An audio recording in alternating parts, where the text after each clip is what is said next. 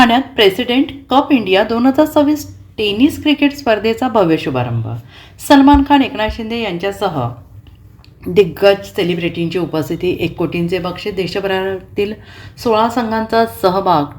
Tennis cricket sport federation of India यांच्या वतीनं आयोजित प्रेसिडेंट कप इंडिया 2026 या देशव्यापी टेनिस क्रिकेट स्पर्धेचा भव्य शुभारंभ ठाण्यातील दादोजी कोंडदेव क्रीडांगण येथे उत्साहात पार पडला. या स्पर्धेचे उद्घाटन राज्याचे उपमुख्यमंत्री एकनाथ शिंदे, बॉलिवूडचे सुप्रसिद्ध अभिनेते सलमान खान, परिवहन मंत्री प्रताप सरनाईक, मंत्री उदय सामंत, खासदार डॉक्टर श्रीकांत शिंदे यांच्या हस्ते करण्यात आले.